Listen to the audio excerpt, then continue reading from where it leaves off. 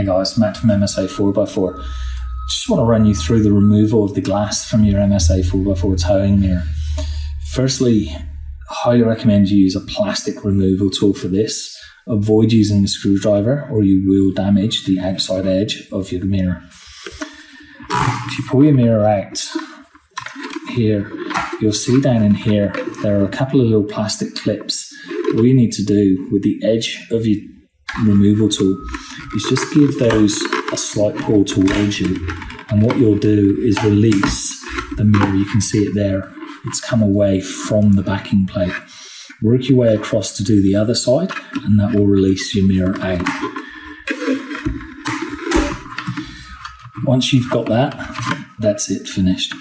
What you're looking for when you look down through is these small clips here, and you're just releasing them because they've got a small hook on them which hook over the back here. When you're replacing it with your new glass, just place your glass into the center with a firm push on the center of your mirror. Give it a push and you'll hear it click in. Just check it left, right, up, down to make sure it's in nice and firm, and that's you done.